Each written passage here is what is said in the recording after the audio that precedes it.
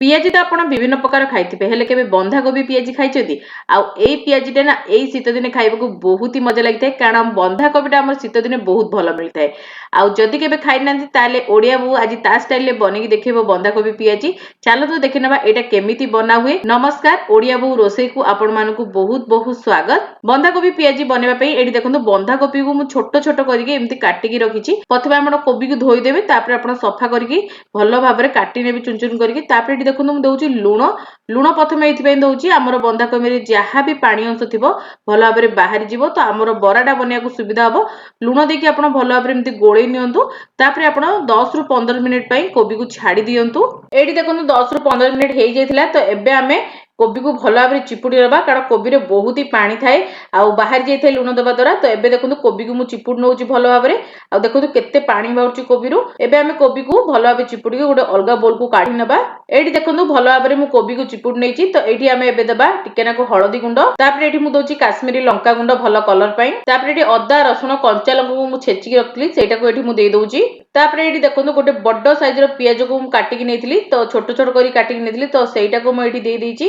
तापर एठी दे देबा भुसंग पत्र बढ़िया फ्लेवर पई तापर हमें दे देबा धनिया पत्र देबा द्वारा मते बहुत ही बढ़िया फ्लेवर आस्ता ए बरा रे। तापर एठी देखो मु हाफ स्पून एठी लूण देइची आगुर भी हमें कोबी रे लूण देइथिले तो एठी टिके ध्यान रखिकी लूण देबे। तापर हमें सब जिंस को भलो भाबरे मिसई दबा देखो एठी मु भलो भाबरे सब जिंस को मिसई देइची एमिति मिसैबा द्वारा कोबी रे बहुत ही बढ़िया फ्लेवर आस्ताय। तापर एठी मु 4 चम्मच बेसन देबी आपण जेतिकी क्वांटिटी रो बनौथिबे आपण सेही हिसाब रे एठी बेसन देई परिबे। एठी आपण अन्य कोनोसी जिंस मिसादु नै केवल बेसन रे एई जिंसटी तयारी हेतै। आउ जदि आपण टिके एक्स्ट्रा क्रिस्पीनेस चाहउछथि किबा अधिक समय क्रिस्पी रखियाउ चाहउछथि ताहाले आपण एथिरे 1 चम्मच अरुआ चावल रो गुंडो एथिरे मिसई परिबे। जेहेतु मते संगे संगे छाणी खाइबार थिला मु एठी केवल बेसन नैची आ बेसन रे फ्लेवर बहुत बढ़िया आस्ताय आ बहुत ही क्रिस्पी मध्ये बनिथाय। तो एठी बेसन को देकी हमें सब जिंस को भलो भाबरे मिसई दबा आ जमा भी पानी रो यूज करबानी। तो एठी देखो मु सब जिंस को भलो भाबरे मिसई दिची आ एठी जमा भी मु पानी रो यूज करनी। तो एठी देखो बेसन को मु एठी गुळा करथुली तो एई भली हेबा दरकार एई भली हेले आपनकर बराटे बहुत बढ़िया भाबरे बनि जिवो। तापर एठी देखो मु कढ़ाई रे भलो भाबरे रिफाइंड ऑयल देकी गरम कर नेची तापर हाथ रे मध्ये मु टिके तेल लगे दउची हम जेमति बहुत बढ़िया भाबरे बरा को गढी परिबा। प्रथम रे किछि मिश्रण को आनिकी एमति गुळा बने नियन हाथ रे आपण एमति प्रेस कर नियंतु जे फल रे बहुत बढ़िया भाबरे हमरो गढी जिवो बराटी आ टिके पतला करके छाणीबे जदरा कि हमरो बहुत ही क्रिस्पी बनिवो। तो एठी तेल मध्ये गरम हे गलानी आ मीडियम हॉट ऑयल छाणीबे जेमति कि हमरो बंधा कोबी पियाज जहा भी हमें देइजे आ बेसन बहुत बढ़िया भाबरे सिजिवो। जो माने डायरेक्ट देई पारंदेनी से माने एमिति हाथ रे तेल लगे गडी परिबे आउ जो माने देई पारंदी तो से माने डायरेक्ट देकी एमिति छाणी परिबे। कड़ाई रे आपनकर जेतिकी जगह होची आपण सेतिकी बरा को देई दियंतु आ मीडियम फ्लेम रे भलो भाबरे छाणी नियंतु।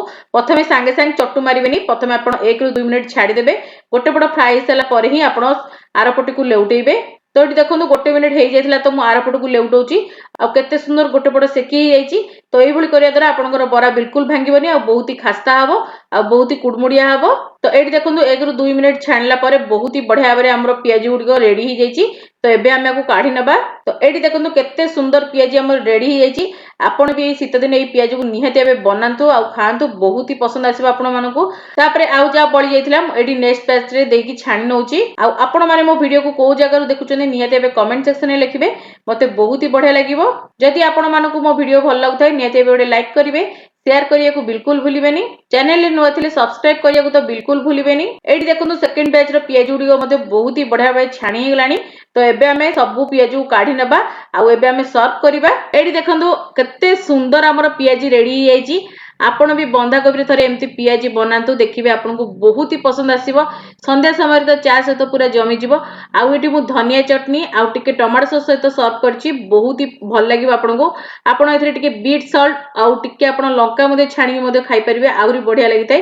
तो एठी देखंतु मु गोटे पियाजी को भांगी मध्ये आपन को देखौतली केते सुंदर हेची पियाजीटी आउ बहुत ही क्रिस्पी हेतै बहुत ही टेस्टी लागितै। तो निहाती एबे बनांतु निजे खांतु निजे परिवार को खुआंतु। यदि मोर ए छोट छोट वीडियो आपण मानको भल लागुथाय निहाती एबे लाइक करिवे शेयर करिया को भूलिबेनी चैनल ने नुआ थिले सब्सक्राइब करिया को भूलिबेनी साइड रे बेल आइकन को प्रेस करिवे ता द्वारा आपण माने मोर एमती भलो भलो रेसिपी गुडी को देखि परिबे। आ जदि आपण किछि नुआ रेसिपी देखिया चाहछथि कमेंट सेक्शन में निहाती एबे लिखियो मानिया को चेष्टा करिवि। तो आगु को मु आपण मानो पे एमती बहुत ही बढ़िया बढ़िया रेसिपीज नै के आसीबी। तो आज पई एतिकी बाय बाय।